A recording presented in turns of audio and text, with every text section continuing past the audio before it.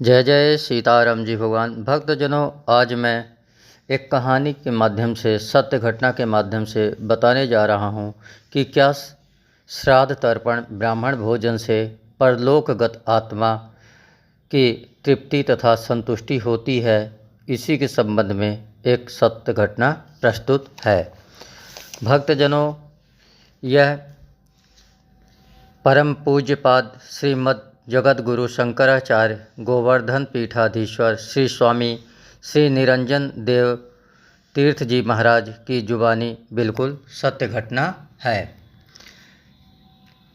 गत कार्तिक पूर्णिमा विक्रम संवत 2025 की बात है। भारत के सुप्रसिद्ध महान तीर्थ श्री गढ़मुक्तेश्वर मेले पर वहाँ एक विराट सनातन धर्म सम्मेलन हुआ था। उसमें भारत के सुप्रसिद्ध धर्माचार्य परम पूज्यपाद श्रीमद् जगत गुरु शंकराचार्य गोवर्धन पीठाधीश्वर अनंत श्री विभूषित स्वामी श्री निरंजन देव तीर्थ जी महाराज भी कृपा करके पधारे थे।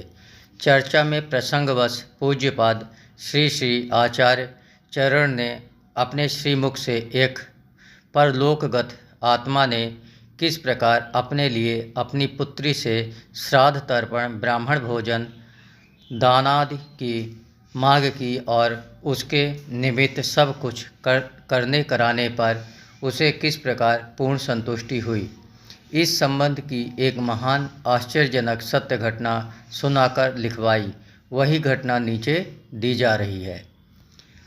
आप अभी कुछ ही दिनों पहले की बात है। हम बिहार में गिच्छी अर्थात गिरिडीह गए थे। वहाँ एक तमिल परिवार रहता था। वे तमिल सज्जन एक सरकारी कर्मचारी हैं। एक दिन उनकी धर्मपत्नी अपने निवास स्थान पर आकर हमसे मिली। वे शुद्ध हिंदी नहीं बोल पाती थी, इसलिए उन्होंने अपने विचार अंग्रेजी में प्रकट करते हुए कहा, महाराज, हम लोग तमिल हैं। हमारे प्रदेश की और हमारी जाति की प्राचीन प्रथा के अनुसार कन्या ही माता की समस्त संपत्ति की उत्तराधिकारिणी हुआ करती है। इसलिए अपनी माता के देहावसान पर मैं भी इस प्रथा के अनुसार अपनी माता जी की समस्त संपत्ति की उत्तराधिकारिणी बनी। जब तक मेरा विवाह नहीं हुआ था तब तक मैं सदा सुख शांति और बड़े आनंद के साथ रहती रही। मुझे किसी प्रकार का कोई कष्ट क्लेश नाम मात्र को भी नहीं था। पर ज्यों ही मेरा विवाह हुआ और मैं ससुराल गई, त्यों ही मेरे चित्त में निरंतर बड़ी बेचैनी, अशांति और क्लेश रहने लगा। रात्रि में नींद भी नहीं आती थी। ससुराल में सब प्रकार का सुख था, किसी भी बात की कोई कमी नहीं थी। पति, सास, ससुर आदि सब मुझे बड़े प्रेम से रखते तथा बहुत अच्छा व्यवहार करते थे। फिर भी मेरा मन क्लेश से भरा रहता था। इसका कारण मैं तनिक भी नहीं समझ सकी। एक दिन मैं नित्य की भांति रात्रि में अपने पलंग पर सोई हुई थी। उस समय मैं अर्ध जागृत अवस्था में थी। अचानक मुझे अपनी पूजनीय स्वर्गीय माताजी प्रत्यक्ष दिखलाई पड़ी। माताजी उस समय बड़ी बेचैन और बड़ी ही दयनीय अवस्था में थी। मैं उन्हें इस प्रकार देखकर एकदम घबरा उठी। अपनी पूज्य माता जी को ऐसी दुखद अवस्था में देखकर मुझे बड़ा ही कष्ट हुआ। उस दिन दुख के कारण मुझे रात्रि भर नींद नहीं आई। कई दिनों तक मेरा बड़ा बुरा हाल रहा।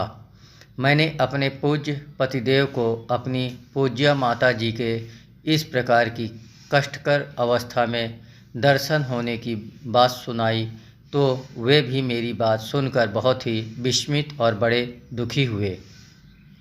अंत में एक दिन मैंने अपने पूज्य पतिदेव के साथ रात्रि में एक जगह बैठकर अपनी स्वर्गीय पूज्या माता जी का मन ही मन ध्यान किया और यह कहा कि माता जी, हमें आपको दुखी अवस्था में देखकर बड़ा भारी दुख हो रहा है।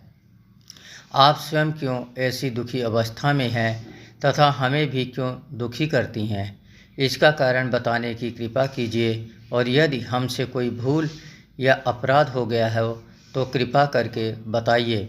हमारे लिए आपकी जो भी आज्ञा होगी हम उसका अवश्य ही पालन करेंगे और आपकी इस बेचैनी और दुख को दूर करने का यथाशक्ति अवश्य प्रयत्न करेंगे। यह प्रार्थना कर हम बिस्तर पर लेट गए और नींद लेने का प्रयत्न करने लगे, पर प्रयत्न करने पर भी उस दिन हमें नींद नहीं आई। कुछ देर बाद अकस्मात मुझे पुनः माताजी प्रत्यक्ष दिखलाई दी और उन्होंने स्पष्ट शब्दों में बड़े क्रुद्ध स्वर में मुझसे कहा, मैंने अपनी सारी संपत्ति की स्वामिनी तुमको बनाया था, किंतु मैं आज यहाँ भयानक कष्ट पा रही हूँ। तुम लोग मेरी संपत्ति का खूब उपभोग कर रहे हो, पर मुझे कुछ भी नहीं दे रहे हो। मेरे पास वस्त्र आदि कुछ भी नहीं है। मैं भूखी प्यासी भटक रही हूँ। इधर बिना वस्त्र के ठंड से मुझे बड़ी परेशानी है। मैं इस समय बड़ी ही दीन, दुखी और अशांत अवस्था में रह रही हूँ।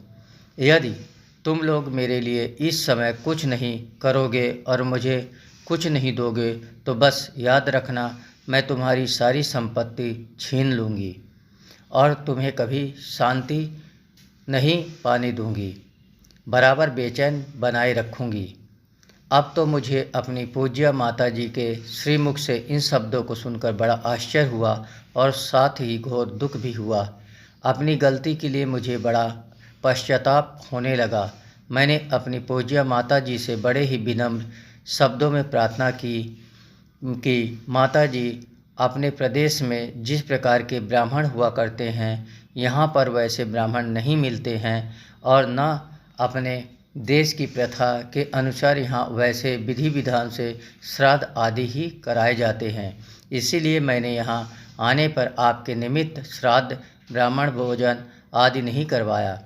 मेरे घोर अपराध का यही कारण है। अतः मुझे इस अपराध के लिए क्षमा करें और अपने प्रदेश के अनुसार विधि विधान से यहाँ श्राद्ध न कराए जाने पर मैं क्या करूँ, किस तरह करूँ और इस अवस्था में मेरा क्या कर्तव्य है, यह आप कृपा कर स्पष्ट बताएं।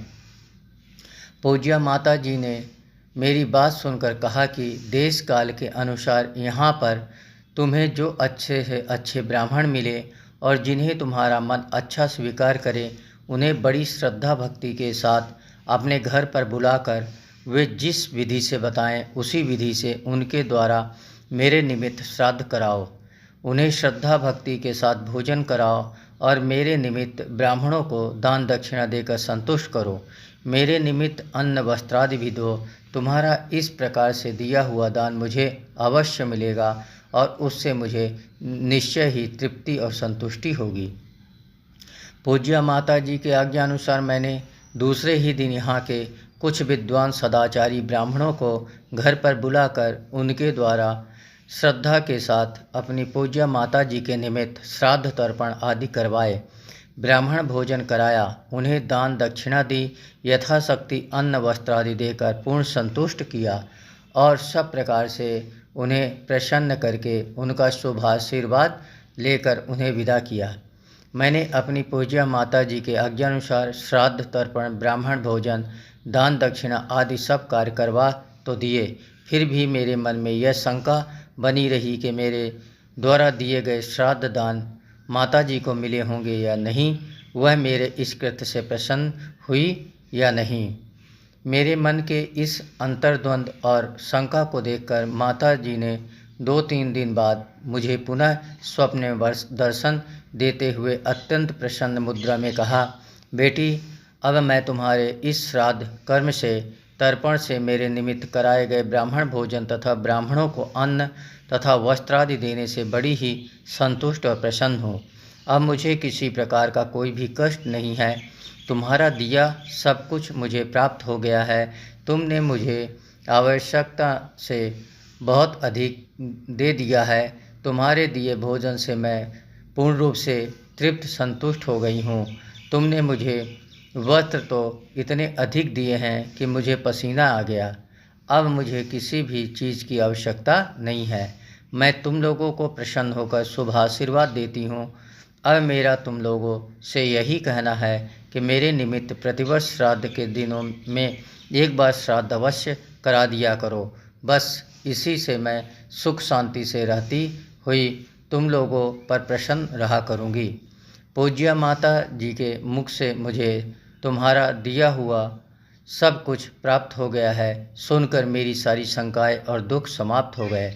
अब मैं अपनी पूज्य माता जी के आज्ञानुसार प्रतिवर्ष अपने स्थान पर ब्राह्मणों को बुलाकर उनके निमित्त श्राद्ध करवाती हूँ, ब्राह्मणों को भोजन कराती हूँ और यथाशक्ति उन्हें दान दक्षिणा आदि देकर प्रसन्न करती हूँ। मेरा यह नियम अब तक बराबर चल रहा है। पाठ को यह आपके सामने पूज्यपाद श्रीमद् जगतगुरु श्री शंकराचार्य जी महाराज के श्रीमुख से सुनी हुई और पूज्य श्री श्री आचार्य चरण से एक अंग्रेजी पढ़ी लिखी हुई तमिल महिला के द्वारा कही हुई बिल्कुल सत्य घटना प्रस्तुत है। क्या अब भी हमारे शास्त्र पुराणों में दी हुई श्राद्ध तर्पण ब्राह्मण भोजन द्वारा पितरों को तृप्त करने आदि की बातों पर अविश्वास किया जाएगा? हमारे सनातन धर्म के धर्मशास्त्रों की सभी बातें अक्षर अक्षर किस प्रकार सत्य है, यह घटना इसका प्रत्यक्ष प्रमाण है। जय जय श्री सीताराम जी भगवान की जय हो।